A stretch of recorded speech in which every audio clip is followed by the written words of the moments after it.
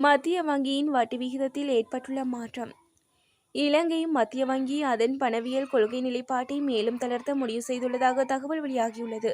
நேற்று நடைபெற்ற கூட்டத்தில் இந்த தீர்மானம் எடுக்கப்பட்டுள்ளதாக கூறப்படுகிறது. அதன்படி இலங்கை மத்திய வங்கியின் நாணய கொள்கை சபையானது ஓரிரவு கொள்கை விகிதத்தை 25 அடிப்படை புள்ளிகள் குறைத்து 7.75% பராமரிக்க தீர்மானித்துள்ளது. அரசு நிறுவனங்களுக்கு எரிபொருள் வழங்க புதிய முறைமை அறிமுகம். இலங்கையின் அரசு நிறுவனங்களின் வாகனங்களுக்கான எரிபொருள் விநியோகத்திற்காக டிஜிட்டல் முறைமையை அறிமுகப்படுத்துவதற்கு இலங்கை பெட்ரோலிய கூட்டுத்தாபனம் நடவடிக்கை எடுத்துள்ளதாக தகவல் வெளியாகியுள்ளது. எரிபொருள் விநியோகத்தில் காணப்படும் முறைகேடுகளை தவிர்ப்பது மற்றும் செயற்திறனை அதிகரிப்பதே இந்த திட்டத்தின் நோக்கம் என கூறப்படுகிறது. அரசாங்கத்தின் டிஜிட்டல் மயமாக்கல் கொள்கையின் கீழ் இந்த முறைமை அறிமுகப்படுத்தப்பட உள்ளதாக சுட்டிக்காட்டப்பட்டுள்ளது. சயனைட் கட்டிக்கொண்டு போராடிய ஒரு இனம். இந்த நாட்டில் சிங்கள பேரினவாதிகளோடு வாழ முடியாமல் தமிழீழம் தாருங்கள் என்று சயனைட் வில்லைகளை கட்டிக்கொண்டு ஒரு இனம் போராடியது என ஐக்கிய மக்கள் சக்தியின் நாடாளுமன்ற உறுப்பினர் ரிஷாட் பதியுதீன் தெரிவித்தார். நேற்றைய நாடாளுமன்றில் உரையாற்றும் போதே இந்த விடயத்தினை குறிப்பிட்டார். மேலும் இந்த நாட்டில் மண்ணுக்கான ஒரு போராட்டம் நடத்த வரலாறு இருக்கிறது, 30,000 40,000 மக்கள் கொல்லப்பட்டிருக்கின்றனர் என்பதையும் சுட்டிக்காட்டினார். முதலையால் இழுத்துச் செல்லப்பட்டவருக்கு நேர்ந்த கதி. முதலையால் இழுத்துச் செல்லப்பட்ட நபர் 2 நாட்களுக்கு பின்னர் சடலமாக மீட்கப்பட்டுள்ளார். சடலமானது இன்று மட்டக்களப்பு வாழைச்சேனை கரடியானாறு காவல்துறை பிரிவிலுள்ள கிரான்பாலம் மந்திரியாறு பகுதியில் மீட்கப்பட்டுள்ளது. கடந்த 20ஆம் தேதி மந்திரியாறு நீரோடை பகுதியில் மீன்பிடித்துக் கொண்டிருந்த போதே குறித்த நபரை முதலை இழுத்து சென்றுள்ளதாக தெரிவிக்கப்படுகிறது. முதலை இழுத்து சென்ற இளம் குடும்பஸ்தரை கடந்த 2 நாட்களாக குடும்ப உறவுகள் மற்றும் பொதுமக்கள் இணைந்து தேடும் பணிகளில் ஈடுபட்டுள்ளனர்.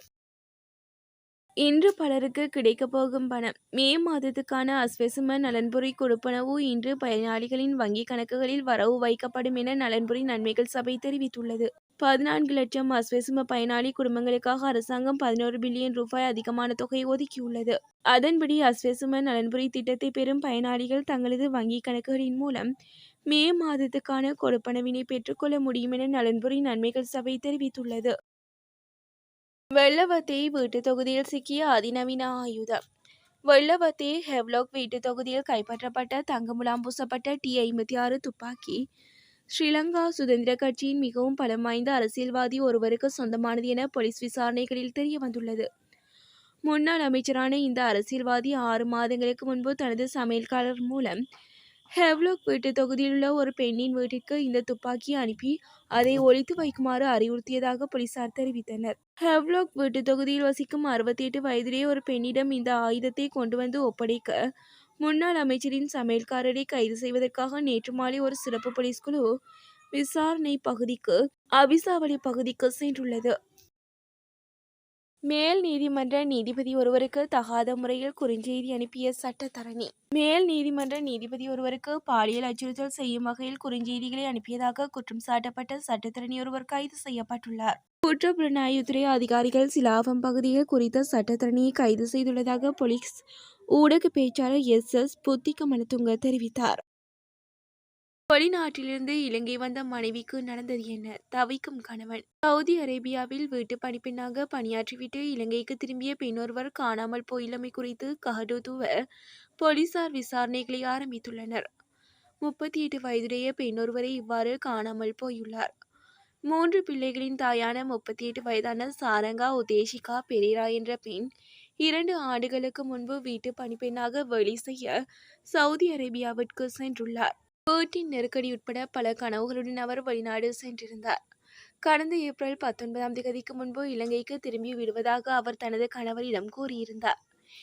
எனினும் அதன் பின்னர் அவர் குறித்த எந்த தகவலும் கிடைக்காதமையினால் அவரது கணவர் போலீசாரிடம் முறைப்பாடு செய்துள்ளனர். முறைப்பாட்டின் அடிப்படையில் நடத்தப்பட்ட விசாரணையில் ஏப்ரல் 14ஆம் தேதி அதிகாலை 2:05 மணிக்கு அவர் இலங்கைக்கு வந்துள்ளமை கண்டுபிடிக்கப்பட்டுள்ளது. சாரங்காவின் கணவர் பத்திரமுள்ள குடிவரவு மற்றும் குடியகழ்வுத்துறையிடம் மேற்கொண்ட விசாரணையிலும் உறுதிப்படுத்தப்பட்டுள்ளது. கட்டுநாயக்க விமான நிலையத்தில் உள்ள CCTV காட்சிகளை போலீசார் ஆய்வு செய்த போது ஏப்ரல் 14ஆம் தேதி அதிகாலை 3:30 மணியளவில் சாரங்கா 2 பொதிகளுடன் வாடகைக்கு எடுக்கப்பட்ட காரில் புறப்பட்டு சென்றமை தெரியவந்துள்ளது. இதனையடுத்து விமான நிலைய போலீஸ் அதிகாரிகள் காரின் பதிவு எண்ணை கண்டுபிடித்து ஓட்டுநரை விசாரணைக்காக அழைத்துள்ளனர். விசாரணையின் போது தம்புள்ளை பகுதியில் உள்ள ஒரு சூப்பர் மார்க்கெட்டிற்கு அருகிலுள்ள ஒரு வீட்டிற்கு அந்த பெண் சென்றதாக தெரிவித்துள்ளார். எனினும் தம்புள்ளை போலீஸ் அதிகாரிகளுடன் நடத்திய ஆய்வின் போது எந்த பெண்களும் இல்லை என்று குடியிருப்பாளர்கள் கூறியுள்ளனர்.